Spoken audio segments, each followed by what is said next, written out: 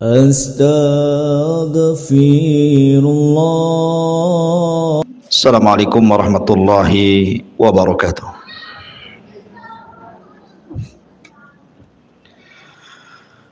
Alhamdulillah wassalatu wassalamu ala Rasulillah wa ala alihi wa sahbihi wa mawalah wa la hawla wa la quwata illa billahi wa ba'du. Qala Allahu azza wa jalla ya ayyuhalladzina amanu taqullaha haqqa tuqatih wa la tamutunna illa wa antum muslimun. Wa qala sallallahu alaihi wasallam man salaka tariqan yaltamisu fihi ilma sahhalallahu bihi tariqan ilal jannah.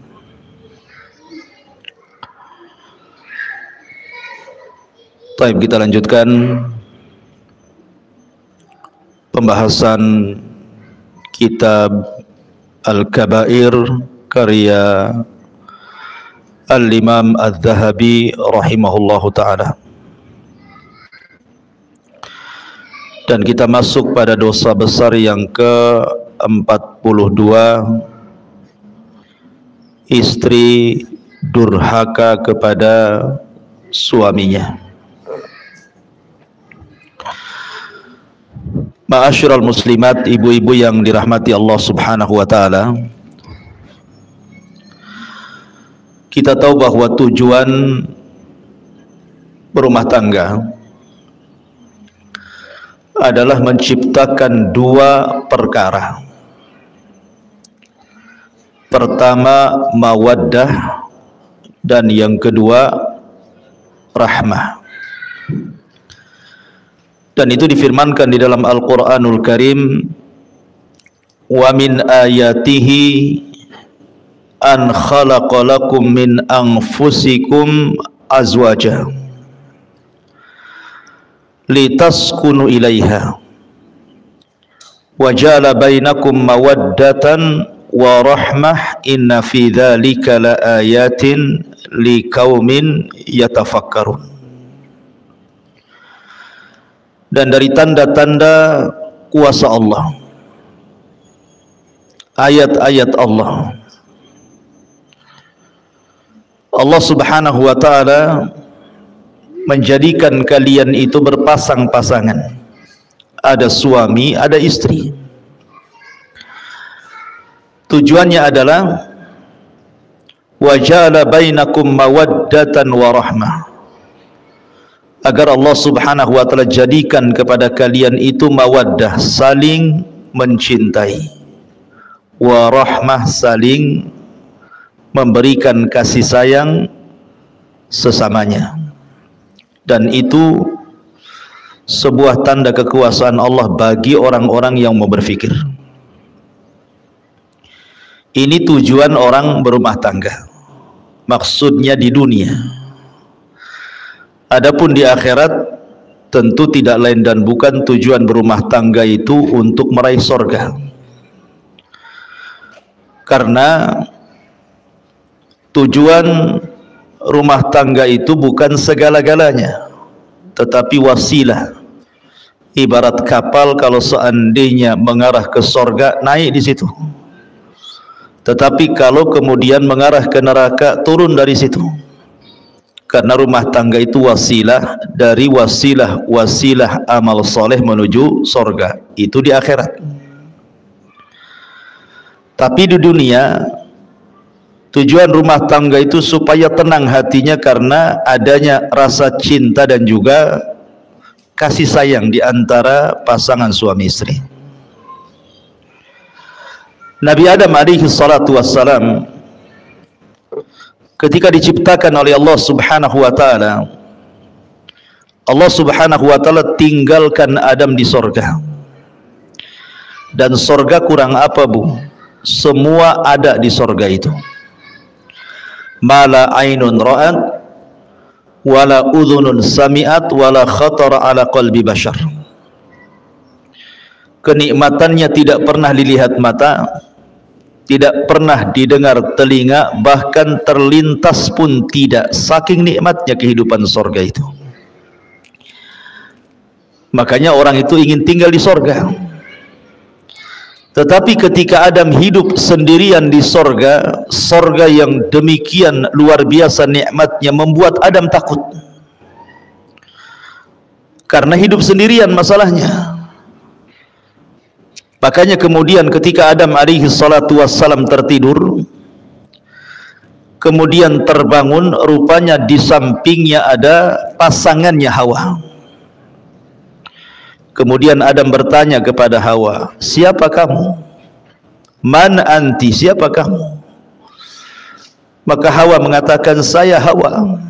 Disebut Hawa karena Hawa dicipta dari zat yang hidup, dari tulang rusuk Adam yang paling atas, yang paling bengkok sebelah kiri dekat jantung. Kemudian Adam bertanya lagi kepada Hawa, kamu diciptakan dari apa? Maka Hawa kemudian menjawab, diciptakan dari tulangmu. Makanya Nabi SAW bersabda, khuliqatil mar'atu min dila'in, bahwa wanita diciptakan dari tulang rusuk laki-laki. Kemudian Adam bertanya lagi, lalu apa tujuan Allah menciptakan kamu? Maka Hawa mengatakan, litaskun ilaika, liaskuna ilaika, agar aku memberikan ketenangan kepadamu. Dari sini Allah Subhanahu wa taala berfirman, wa ja'ala bainakum mawaddatan wa rahmah wa min ayatihi an khalaqa lakum min anfusikum azwaja litaskunu ilaiha wa ja'ala bainakum mawaddatan wa rahmah wa min ayatihi, dan dari tanda-tanda ayat-ayat Allah, Allah menjadikan kalian berpasangan, litaskunu, supaya memberikan ketenangan, Bu. Jadi ibu diciptakan oleh Allah Azza wa Jalla berpasangan dengan suami ibu itu agar ibu bisa memberikan ketenangan kepada suami. Karena banyak suami itu harusnya ketika berumah tangga dia tenang, malah tidak tenang. Banyak suami-suami yang tidak tenang. Kenapa? Karena pasangannya, istrinya tidak bisa memberikan ketenangan. Lah Hawa itu diciptakan untuk memberikan ketenangan kepada Adam. Ingat ini Bu ya, saya kan konteksnya menasihati ibu. Kalau ada bapak-bapak tentu beda lagi ceritanya ya. Jadi saya fokus saja ke ibu-ibu ya. Jadi yang diserang ya ibu saja ya. Jadi posisi ibu itu litaskun, supaya memberikan ketenangan kepada bapak, bukan malah kemudian merepoti laki-laki sehingga rumah yang besar, uang yang banyak, kendaraan yang mewah tidak bisa tenang. Karena itu tidak bisa menenangkan, Bu. Harta sebanyak apapun laki-laki itu, mobil seindah apapun, uang sebanyak apapun, tanah seluas apapun, kalau di sampingnya tidak ada wanita tidak akan tenang. Dan lebih tidak tenang lagi kalau wanita yang diharapkan ketenangannya tidak menenangkan. Makanya posisi ibu itu harusnya memberikan ketenangan. Jangan sampai kemudian menjadikan suami tidak tenang. Apa yang harus dilakukan oleh ibu? Wa ja'ala bainakum mawaddatan wa rahmah. Coba ciptakan rasa cinta. Macam mana suami cinta dengan saya, macam mana suami sayang dengan saya. Itu kan rahasianya ada di ibu, tidak perlu diajarkan. Karena begini Bu, laki-laki itu ada sisi emosi. Saya selaku laki-laki merasakan laki-laki itu ada sisi egoisnya, ada sisi emosionalnya. Yang bisa mengerem itu hanya agama. Tetapi kalau kita melihat suami-suami yang ada di umum sana yang kurang pendidikan agamanya, maka terkadang rumah tangga itu jadi pelampiasan, Bu. Jadi kalau dia ada masalah di luar, itu sansaknya itu ibu tuh yang jadi objeknya itu, padahal masalahnya di luar. Sampai ada kisah seorang laki-laki menceraikan 5 wanita sekaligus. Pernah dengar, Bu? 5 wanita sekaligus, 4 istrinya, 1 istri tetangganya. Gimana caranya itu? Kok bisa menceraikan istri tetangganya? Jadi laki-laki ini dia ada masalah di luar, mobilnya mogok, kendaraannya tidak sampai ke perusahaan, dia sudah emosi itu dengan mobilnya. Ketika dia emosi, telepon pula istri pertamanya, omongannya nggak enak. Akhirnya dia berjanji untuk menceraikan istrinya. Pulang dia, sampai di rumah, mana istriku yang pertama? Datang istri yang pertama, kenapa kau ngomong begini begitu? Anti talik, saya ceraikan kamu. Satu tuh kena cerai. Datang istri keduanya, kaget. Bang, salah apa istrimu tuh? Kenapa kau ceraikan dia? Bertakwalah kau kepada Allah. Marah lagi, namanya lagi emosi, Bu. Dipanas-panasi makin emosi. Oh, kalau gitu kau ceraikan juga kau, katanya. 2 lah diceraikan. Datang lagi istri ketiganya. Kemudian ketika melihat 2 istri diceraikan, a'udzubillah, aku berlindung kepada Allah. Kenapa kau ceraikan 2 orang itu? Kamu juga ingin cerai? Aku ceraikan juga. 3 lah tuh. Datang istri keempatnya mengatakan, bang, kau sudah ceraikan 3 istrimu, sekarang tinggal aku. Ceraikan juga aku. Akhirnya diceraikan. Oh, kau minta cerai juga? Anti talik, kalau gitu ku ceraikan juga kamu.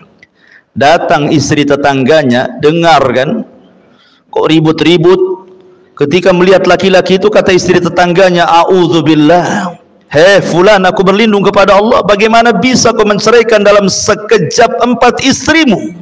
Lagi emosi, Bu. Oh, kalau gitu saya ceraikan kamu sebagai wakil suamimu, kalau suamimu mengizinkannya. Datang suaminya, aku izinkan, katanya. Coba ingat,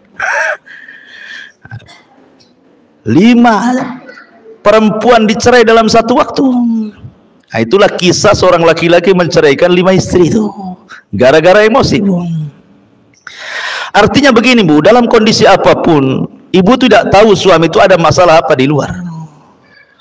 Makanya kenapa seorang wanita itu digunakan atau difungsikan oleh Allah untuk memberikan ketenangan. Lihat Khadijah, ketika Nabi SAW dalam kondisi ketakutan,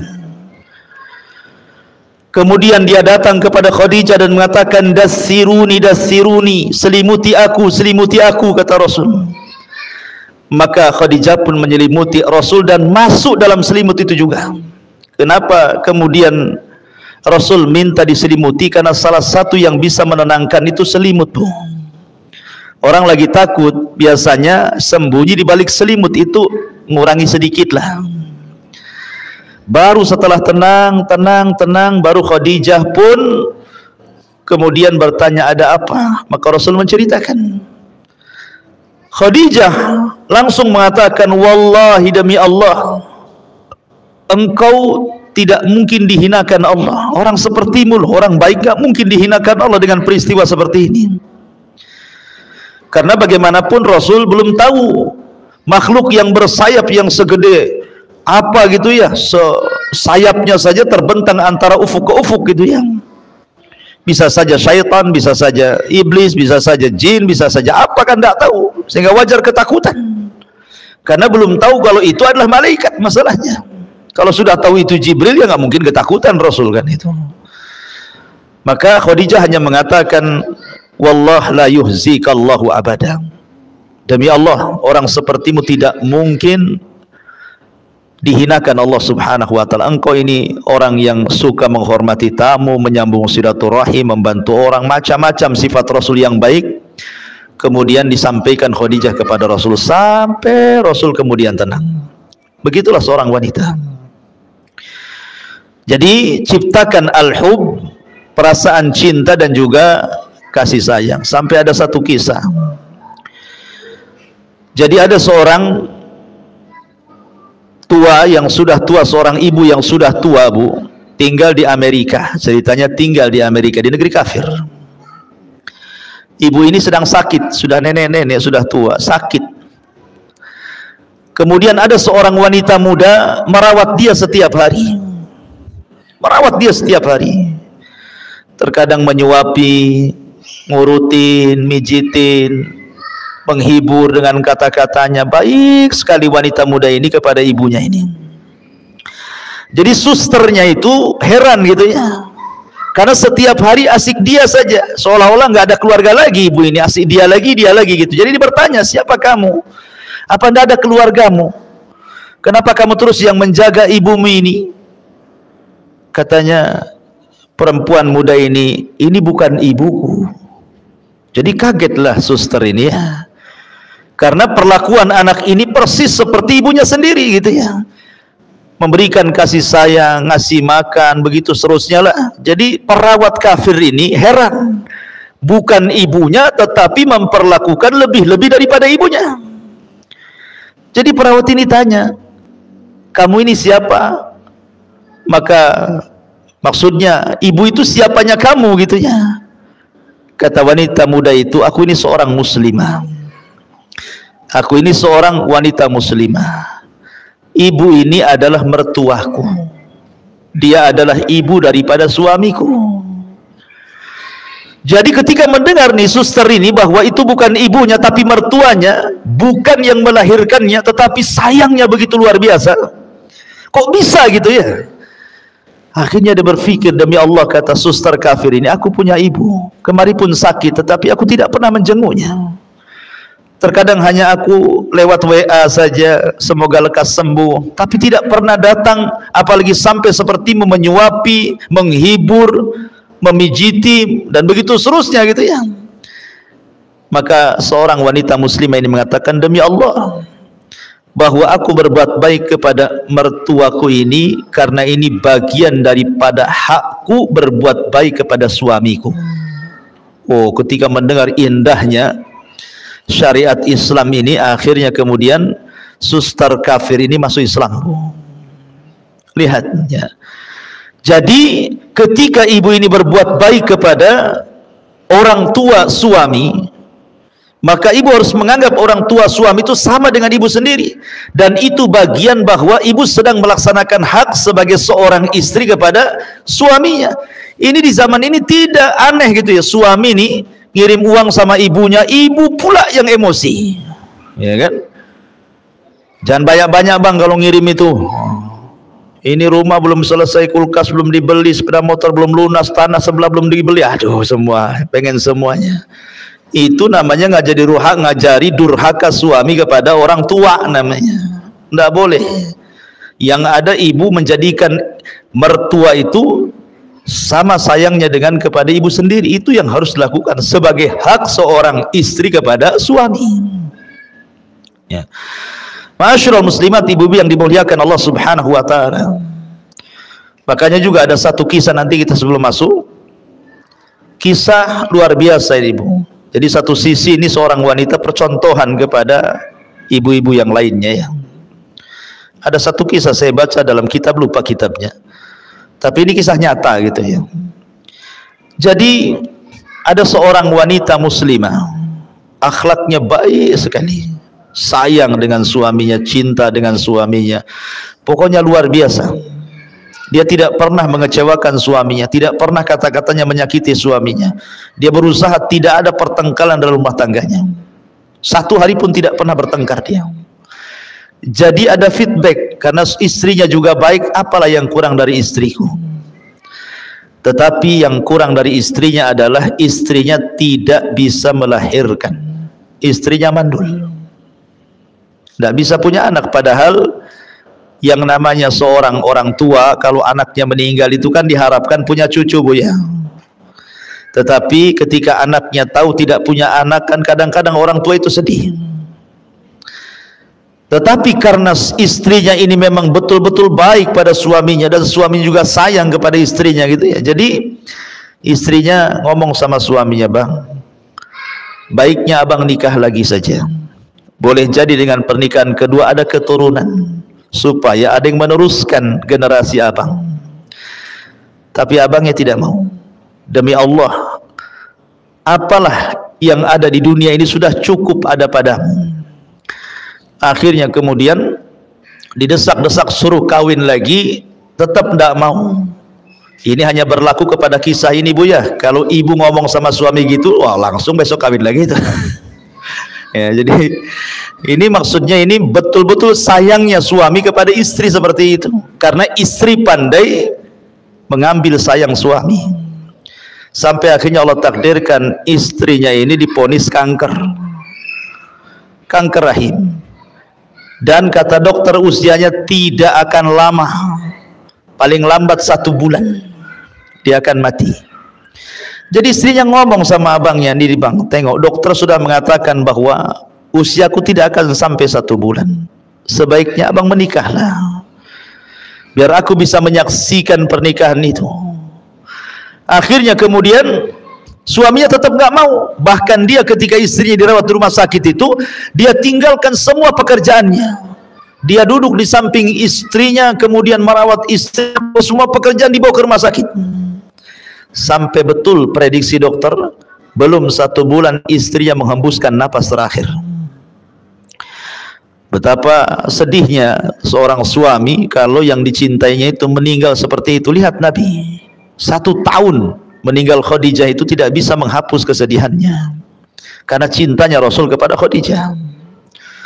Jadi setelah istrinya meninggal dunia, beberapa waktu setelahnya pembantunya datang membawa surat, dan pembantunya mengatakan, Pak, ini surat dari istri Bapak semasa hidup, saya dilarang memberikannya kecuali setelah wafatnya.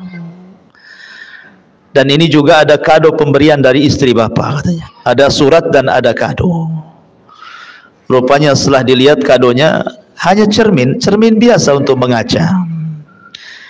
Kemudian dia menitip surat, dan isi suratnya dia memohon, Bang, ketika aku di dunia aku memaksa engkau berpoligami supaya punya anak, abang tidak mau. Saya paham, boleh jadi abang takut saya cemburu.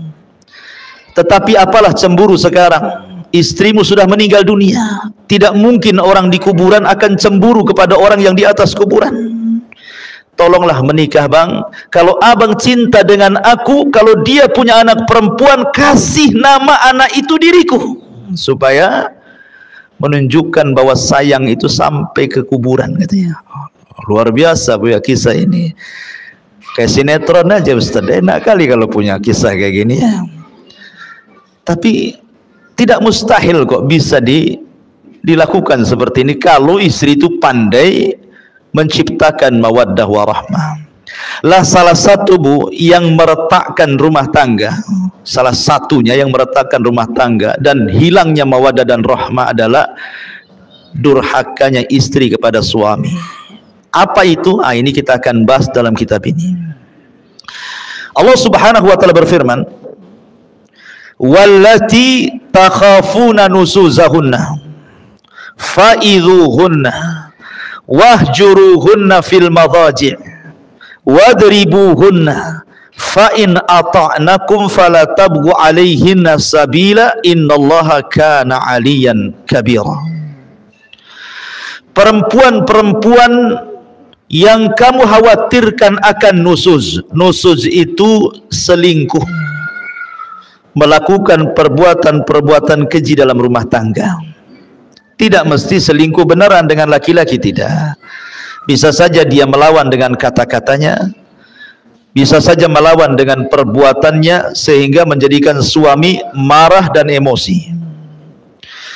Maka tugas suami fa'idhuhunna, pertama memberikan nasihat kepada istrinya. Wahjuruhunna fil madhaji, tidak bisa diberikan nasihat, pisah ranjang. Kalau wanita berakal, ketika suaminya saja tidak mau menyentuhnya, itu sudah sakit hati, Bu. Kalau wanita itu berakal, ketika suami tidak mau menyentuh, apalagi tidur di tempat lain, istri di atas, suami di bawah atau lain kamar, itu sudah sakit hati. Tapi wanita zaman sekarang akalnya sudah nggak ada. Nggak apa-apa, tidurlah sana, katanya. Kadang-kadang wanita seperti itu ya. Wadribuhunna, kalau masih nekat juga, ndak mau sadar juga, ndak mau minta maaf juga, maka suami boleh memukul sebagai simbol itu akhir daripada nasihat. maka boleh seorang suami menceraikan. Kalau sudah dipukul, fa in ata'nakum, kalau memang istrinya taat lagi, bertobat lagi, fala tabghu alaihinna sabila, maka tidak boleh mencari jalur cara untuk supaya rumah tangganya retak. Innallaha kana aliyan kabira, karena Allah zat yang maha tinggi lagi maha besar. Di sini ada kata-kata wallati takhafuna nusuzahunna, dan wanita-wanita yang kamu khawatirkan akan nusuz. Jadi Nabi SAW ketika mengatakan bahwa ada wanita-wanita yang nusuz, memang kenyataannya banyak wanita-wanita itu yang nusuz, baik dengan ucapan atau dengan perbuatan, dan yang banyak adalah dengan ucapan. Yang paling banyak nusuz seorang istri itu ucapan istri kepada suami.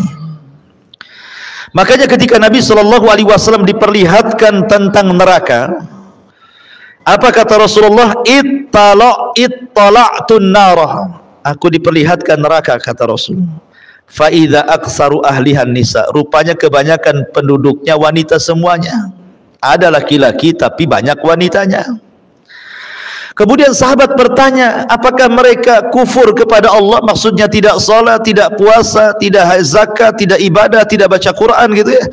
Kata Rasul, tidak, mereka rajin salat, sebagian mereka rajin puasa, sebagian mereka rajin sedekah, sebagian mereka rajin ibadah.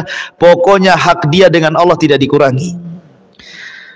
Lalu kenapa mereka bisa masuk neraka? Maka Rasul mengatakan walakinnahunna yakfurnal ashir, karena mereka wanita itu suka kufur dengan suami dengan kata-katanya.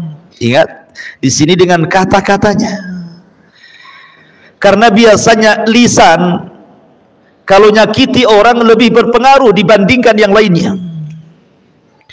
Kemudian Nabi SAW ditanya gitu ya, bagaimana bentuk kufurnya? Maka bentuk kufurnya adalah apabila seorang suami banyak melakukan kebaikan kepada ibu, kemudian ada kesalahan satu kali, tiba-tiba ibu mengatakan, engkau belum pernah berbuat apa-apa kepada saya. Abang ini sebenarnya tidak cinta sama saya. Abang ini tidak pernah memberikan perhatian. Abang ini begini-begini. Intinya bahwa menghapus semua kebaikannya. Harusnya seorang istri sebelum ngomong yang nyelekit kepada suami itu, la yafruku mu'minun mu'minatan. Baik seorang istri memandang suami, suami memandang istri, sebelum mengeluarkan kata-kata itu, Bu, timbang pasangannya itu. Baiknya seberapa, buruknya seberapa. Kalau seandainya keburukannya hanya 30%, kebaikannya 70%, lalu kenapa kemudian ibu ngomong seperti itu? Itulah yang disebut dengan insaf dalam rumah tangga namanya. Insaf dalam rumah tangga itu sebelum ngomong, timbang-timbang dulu. Suami ini lebih banyak baiknya atau lebih banyak buruknya gitu loh. Supaya seimbang rumah tangga, dan disitulah kemudian suami akan tenang karena ibu yang memberikan ketenangan. Lah di sini Nabi SAW mempertegas lagi apa yang dimaksud nusuz di sini. Nabi mengatakan, idza da'ar rajulu imra'atahu ila firashihi falam ta'tihi fabata ghadbana 'alaiha la'anathal malaikatu hatta tusbiha. Apabila seorang suami mengajak istrinya ke tempat tidur, tetapi sang istri menolaknya, sehingga sang suami marah-marah sepanjang malamnya dongkol, maka para malaikat akan melaknat ibu tersebut atau istri tersebut sampai datang waktu subuh. Subhanallah. Di dalam hadis, Bu, ada yang mengatakan apa? Idza tazawwaja ahadukum faqad istakmala nisfa dini. Apabila seorang itu menikah, berarti seseorang sudah mendapatkan separuh agama, kan gitu ya. Ibu dapat separuh agama, bapak pun dapat separuh agama. Apa yang dimaksud separuh di sini? Separuh agama yang dimaksud dalam rumah tangga adalah kebutuhan biologis. Ya Ibu ya. Jadi separuh agama itu artinya kebutuhan biologis. Karena kalau orang tidak berpasangan, tidak punya istri atau tidak punya suami, cenderung maksiat kepada Allah Azza wa Jalla. Cenderung maksiat kepada Allah Azza wa Jalla, berzina, zina mata, zina telinga, zina pikiran, bahkan terkadang dibenarkan dengan zina kemaluan gitu ya. Tetapi ketika kemudian seseorang menikah, semua terjaga. Dari sinilah makanya apabila seorang wanita atau laki-laki kemudian menikah, maka separuh agama sudah ibu dapati dan separuh agama suami sudah dapati. Kenapa? Karena sudah terpenuhi hajat biologisnya, sudah terpenuhi ya. Jadi separuh agama itu ada hubungan suami istri. Makanya kalau seandainya seorang wanita kemudian diminta oleh suaminya kok menolak gitu kan, makanya kenapa syariat Islam itu sampai betul-betul mengutuk wanita itu, sampai diutus malaikat yang khusus melaknat. Jadi ada malaikat-malaikat tubuh yang diutus oleh Allah, dia kerjanya yang laknat saja, melaknat orang. Dia nggak ada lagi kerjanya malaikat tuh.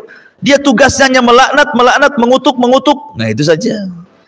Dan salah satu malaikat itu yang suka melaknat dan mengutuk itu akan mencari ibu-ibu di malam hari. Siapa yang suaminya dongkol gara-gara ibu, siapa yang suaminya marah gara-gara ibu, gara-gara hubungan ranjang, maka malaikat itu akan terus mengutuk-ngutuk ibu walaupun ibu sedang tidur sampai subuh. Bayangkan kalau Allah takdirkan ibu tidak bangun lagi tuh. Ibu meninggal dunia sementara sedang dikutuk-kutuk malaikat, apa jadinya tuh? Ya. Makanya di sini kenapa kemudian Imam Zahabi rahimahullahu taala memasukkan durhaka kepada istri dalam bab hubungan suami istri yang khusus itu bagian daripada dosa besar.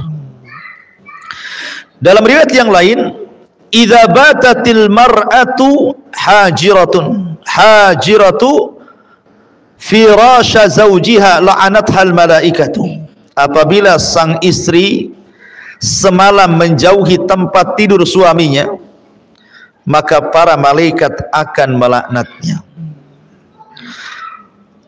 Maksudnya kalimat menjauhi ini Bu, bisa secara hissi, bisa secara maknawi. Secara hissi, ibu pindah ranjang ya, dengan alasan apalah, tidak mau tidur sama suaminya, itu secara hissi. Secara maknawi gitu ya, suami tidak tertarik sama ibu ya. Ya maaf, mungkin kadang suami tidak suka dengan istri, mungkin ngoroknya keras gitu kan. Ada istri itu ngoroknya 1 kilo kedengaran, kok gitu kan. Suaminya baru datang capek-capek, harusnya itu kan istri kan di rumah nggak ngapa-ngapain, ya kerja juga sama. Kalau bisa itu, kalau tahu memang ibu tukang ngorok, biarkanlah suami tidur dulu kan gitu ya, baru ibu tidur. Sebab kalau ibu tidur dulu udah suami capek kena ngorok ibu, kan double tuh ya capeknya itu kan, dongkol di perusahaan, dongkol pula sama ibu ya. Artinya ada menjauh secara maknawi, atau mungkin dandanan ibu kurang menarik gitu ya, sehingga kemudian suami ini tidak suka, malas tengok ibu. Habis di jalan dia nengok perempuan-perempuan seksi, sampai di rumah pula ibunya malah menggunakan pakaian-pakaian nggak jelas, atau malas dandan, badannya ndak wangi, pokoknya nggak selera lah ibaratnya gitu ya. Itu juga maknanya menjauh secara maknawi tuh. Kalau hissi jelas-jelas ya, umpamanya tidur di bawah aja lah kan gitu ya. Tapi secara maknawi, secara maknawi ini yang banyak ini biasanya ya, karena seolah-olah karena sudah rumah tangga lama, anak sudah 3, 4 gitu, suami tidak mungkin ini juga asal-asalan, tidak begitu Bu. Nabi SAW itu ketika menikah dengan Aisyah radhiyallahu anha sudah tua gitu ya, dan sebagian istri Rasul juga banyak yang sudah tua, tapi mereka mencontohkan bagaimana menjadi seorang istri Nabi dan akan dicontoh oleh istri-istri umat Nabi SAW sampai hari ini. Maka bahagiakan suami. Kemudian Rasul juga mengatakan, walladzi nafsi biyadi ma min rajulin yad'u imra'atahu ila firashiha fata'ba alaihi illa kana alladhi fis sama'i sakhitan 'alaiha hatta yarda anha zawjuha. Demi zat yang jiwaku berada di tangannya, ketika ada seorang suami mengajak istrinya ke tempat tidur tetapi sang istri mengabaikannya, maka zat yang ada di langit akan murka kepada wanita tersebut sampai suaminya ridha kepadanya. Bayangkan zat yang ada di langit. Siapa? Allah. Allah akan murka. Ya. Pertama malaikat sudah murka, ini zat yang maha pencipta murka kepada kita, ini kan luar biasa, Bu. Ya. Kalau Allah sudah murka, siapa yang bisa meredam kemurkaan Allah? Makanya kenapa kemudian Imam Zahabi memasukkan minal kabair, dosa besar. Bahkan dalam riwayat, la yahillu limra'atin antasuma wa zawjuha syahidun illa bi'idni wa la ta'zana fi baitihi illa bi'idni. Tidak halal artinya haram. Ketika Rasul mengatakan tidak halal, berarti kebalikannya haram. Seorang wanita berpuasa sunnah sementara suaminya hadir, suaminya tidak kerja, suaminya di rumahnya, tidak boleh kecuali izin daripada suaminya. Izin pun kalau seandainya paginya diizinkan kemudian siang dia minta, batalkan, Bu. Bagaimanapun melayani suami hukumnya wajib, tapi puasa sunnah ya sunnah. Al wajib muqaddam ala sunnah, yang wajib lebih diutamakan dibandingkan yang sunnah. Jangan banyak alasan, lah kan abang tadi ngizinkan pagi, masa sekarang nggak usah ada alasan. Ngapain buat alasan? Ibu ini kan puasa cari pahala, ini pahala yang lebih besar di hadapannya. Kenapa pula mempertahankan pahala yang kecil, mengabaikan pahala yang besar? Kan aneh jadinya. Ya. Nah, itu juga sebuah perhatian, karena sekali lagi bahwa salah satu tujuan berumah tangga itu menciptakan kebahagiaan, dan 50%-nya bicara tentang biologis hubungan suami istri. Ya. Kemudian juga Nabi mengatakan, lau kuntu amiran ahadan an yasjuda li ahadin la amartul mar'ata an tasjuda li zawjiha li idhami haqqiha. Kalaulah saja aku dibolehkan untuk menyuruh seorang agar sujud kepada yang lainnya, niscaya aku perintahkan istri sujud kepada suaminya karena besar haknya. Begitulah. Maka jangan pernah menentang ajakan suami. Jangan pernah ada alasan, saya ini capek Ustaz, dari pagi lah saya ini masaklah, inilah itu dan lain sebagainya, ya kan? Memang hidup di dunia kan capek, Ibu. Siapa yang tidak capek? Hidup di dunia ini capek. Tidak ada yang tidak capek, ya kan? Semua jadi ibadah gitu ya. Makanya sekecil apapun dalam urusan rumah tangga itu jadi ibadah, Bu. Contoh, Bu, pandangan, an-nazar. Apabila seorang pasangan memandang pasangannya yang lain, suami memandang istrinya, istri memandang suaminya, nazaran, dengan pandangan yang menyenangkan, maka Allah akan buat pandangan itu menjadi pandangan rahmat, Bu. Jadi kalau ibu memandang suaminya karena sayang, karena cinta, maka Allah ganti pandangan ibu itu menjadi pandangan rahmat kepada suaminya. Ya, Bu, ya. Jadi jangan sekali, kadang-kadang gara-gara masalah kecil pandangan sudah berbeda tuh. Istrinya pengen dibelikan apa sama suaminya kan, mungkin sudah janji tak sebulan 2 bulan mau belikan cincin umpamanya gitu ya. Bang, abang kan udah janji mau belikan cincin 5 gram jadilah bang, katanya. Kata abangnya, nantilah, belum ada uang. Mulai pandangannya sinis, beda tuh. Kan? Jangan, Bu, ya. Jangan seperti itu. Kalau bisa stabilkan sajalah pandangan itu. Nggak perlu kemudian gara-gara itu kemudian sinis pula gitu. Supaya suaminya dibuat pula persoalan, supaya suaminya betul-betul belikan ibu emas, dibuat gara-gara lah bahasanya kan. Jadi mandang saja pahala. Apalagi kalau lebih daripada itu, turun dari pandangan ke lisan, senyum. Senyum ini terkadang pengaruhnya lebih besar dibandingkan bicara, Bu. Ya. Senyum itu bisa lebih besar pengaruhnya dibandingkan orang bicara, merayu. Ya. Tetapi senyum itu pengaruh luar biasa. Saking berpengaruhnya senyum itu sampai Rasul mengatakan, loh, tabassumuka li akhika sadaqah. Senyum kamu kepada saudaramu itu dianggap sedekah. Loh, bagaimana kalau seorang istri senyum kepada suami? Tidak pernah senyum terus, kan enak, Bu, kalau orang senyum terus. Ya, kayaknya suami itu kayaknya tenang, kayak pengen pulang terus. Walaupun merasa salah itu, kalau nengok senyum istrinya itu tenang, Bu. Ya. Tapi kalau ibu sudah menampakkan wajah seramnya ya, gimana suami akan tenang? Senyumlah, walaupun ada masalah senyum. Terkadang aneh, ada seorang istri lagi masalah dengan suaminya, tiba-tiba ada telepon dari kawannya, sempat-sempatnya dia tertawa dengan kawannya di saat dia sedang bermasalah dengan suaminya. Padahal tertawa dan senyum kepada kawannya dalam telepon itu dibuat-buat karena hatinya dia sedang dongkol gitu loh. Kalau dia bisa membuat senyum pura-pura kepada kawannya seolah-olah tidak ada masalah, kenapa tidak bisa buat pura-pura senyum kepada suaminya, Bu? Kan gitu ya? Kan aneh jadinya.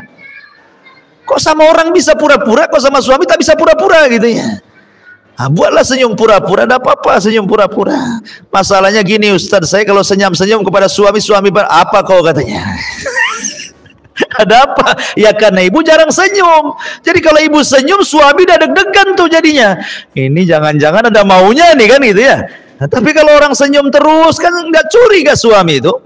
Ini jarang senyum, sekali senyum pasti ada apa-apa itu di balik senyum tuh. Makanya apalagi kalau tambah daripada pandangan senyum sampai kepada kata-kata, sampai kepada perbuatan. Maksudnya perbuatan itu ibu menyenangkan suami, betul-betul menyenangkan gitu ya. Mampu menjaga badan, mampu menjaga badan. Ini enggak gitu ya. Makin bulan kok makin tambah lah beratnya ini. Timbangannya sampai jarumnya nggak ada lagi angkanya. Ya, jadi jagalah penampilan, jaga pakaian, jaga semuanya, nggak masalah. Saya sudah tua Ustaz, nggak ada agama itu, nggak ada tua, nggak ada muda. Ya, agama itu semua sama. Ya, mau tua, mau muda, mau baru kawin, mau sudah lama kawin, semua sama.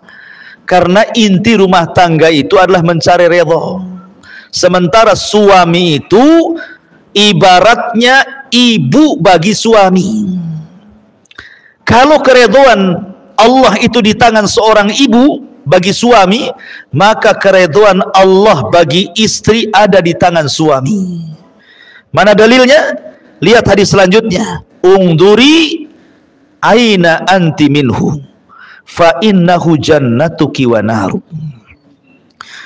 Berkata Aman bin Muhsan, aku pernah menceritakan suamiku kepada Nabi SAW. Lalu dia mengatakan, kata Nabi SAW ketika dia mengatakan, bagaimana kondisimu dengan suamimu?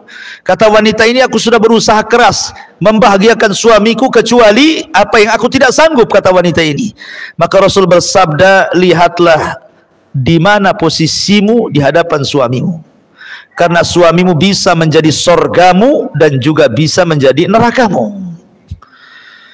Jadi yang menentukan sorga dan neraka seorang anak wanita itu, istri itu adalah suaminya, beda dengan suami.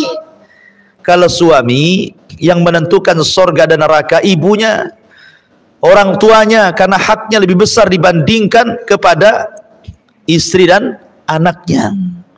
Beda dengan istri, ya kan? Kalau istri yang lebih berhak kepada suami, adapun orang tuanya nomor dua. Kalau suami orang tuanya nomor pertama, istri dan anaknya nomor kedua. Makanya di mukadimah saya katakan jangan ibu ajari suami durhaka kepada orang tua. Jangan. Laki-laki itu berakal, Bu, dia tahu bagaimana cara membahagiakan. Ya. Walaupun sebenarnya orang tua, dimanapun orang tua, Bu, ketika melihat anaknya sukses itu pasti dia senang. Dia senang. Terkadang ada sebagian orang tua itu tidak peduli dengan anaknya. Mau anaknya itu public figure, mau anaknya itu mungkin punya jabatan, punya pangkat, pemimpin. Kadang-kadang nggak peduli orang tua itu. Orang tua itu hanya menyekolahkan anak itu supaya anaknya jauh lebih baik dibandingkan orang tuanya. Apalagi orang-orang tua di desa yang tahu bahwa kita ini anaknya, gitu saja, nggak peduli ibu ini jadi apa di Batam, ini suami jadi apa, nggak peduli. Seorang tua itu di mana-mana hanya ingin diberikan kasih sayang kepada dia gitu ya dari anaknya. Maka ibu jangan ajari durhaka seorang anak kepada orang tuanya. Arahkan, ingatkan kalau perlu, Bu, Bang, gimana orang tuanya? Gimana? Udah dikirim belum? Udah ditelepon belum? Begitu ya. Dia didoakan belum? Itu kalau sudah meninggal sedekahlah untuk orang tua abang. Begitu harusnya. Bukan ngalang-ngalangi gitu ya. Makanya penting sekali. Mungkin saya pernah cerita ya, saya dengar salah satu ustadz itu, Ustadz Pekanbaru kalau nggak salah itu, menceritakan tentang aduan seorang ibu kepada anaknya. Gara-gara anaknya itu dilarang-larang istrinya tidak boleh nelpon sama orang tuanya. Padahal anaknya ini sukses, secara dunia sukses.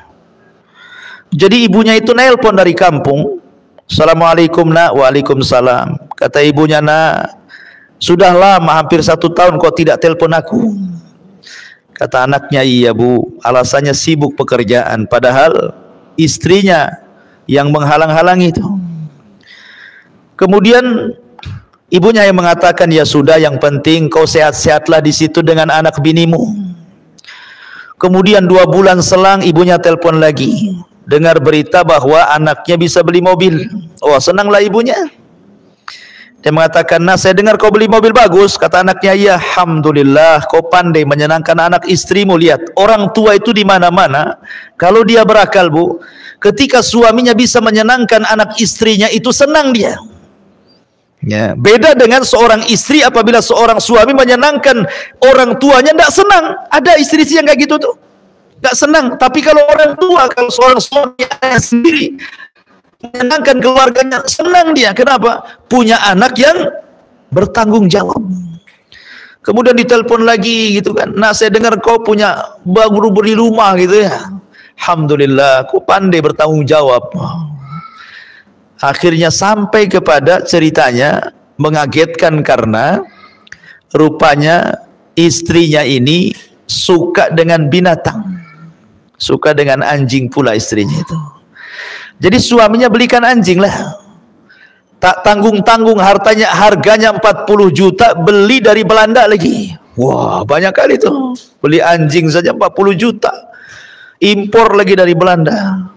Akhirnya terdengar sama ibunya, teleponlah ibunya, nah apa benar kau beli anjing 40 juta dari Belanda? Kata anaknya, betul bu. Dia nutup-nutupi istrinya. Kata ibunya, dengarkan nak, ini wasiat ibu terakhir kali ya. Kau beli anjing harga 40 juta. Kau buat tempat yang indah untuk anjingmu. Kau beli makan untuk anjingmu pagi, siang, sore, malam. Kau rawat anjingmu pagi, siang, sore, malam. Demi Allah nak, kalau seandainya Allah subhanahu wa ta'ala wafatkan ibumu ini, kemudian Allah ciptakan kembali ke dunia, demi Allah, ibu tidak mau tercipta menjadi seorang manusia, hanya ingin tercipta menjadi seekor anjing supaya ibu bisa melihatmu. Oh, bayangkan, saking sakit hatinya seorang ibu itu. Ya, padahal doa seorang ibu itu 1 kali saja bu, 1 kali saja seorang ibu itu berdoa, kata Imam Syafi'i, itu sudah cukup, bisa membahagiakan rumah tangga anaknya. Tapi orang tua hari ini banyak mendoakan kebaikan orang tua, bukan hanya sekali, tapi tidak diijabah oleh Allah. Kenapa? Karena anak terlampau banyak menyakiti orang tuanya, sehingga doanya tidak diijabah. Padahal yang namanya orang tua kandung itu cuma 1 bu, ayah kandung pun cuma 1. Nggak ada ibu kandung, ayah kandung kedua, itu nggak ada ceritanya. Artinya bahwa kalau masih hidup dan dekat, kunjungi, ajak suaminya. Kalau jauh, telepon, seringlah telepon. Kalau memang sudah meninggal, ajak ke kuburannya, ziarah, kemudian berdoa, bersedekah, kan begitu. Lah harusnya istri mendorong-dorong suaminya untuk melakukan seperti itu. Kemudian Rasul mengatakan, la yanzurullah ila imra'atin la tashkuru li zawjiha wa hiya la tastaghni anhu.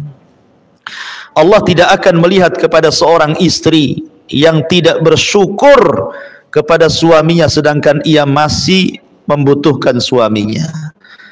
Dia butuh suaminya tapi dia tidak sayang.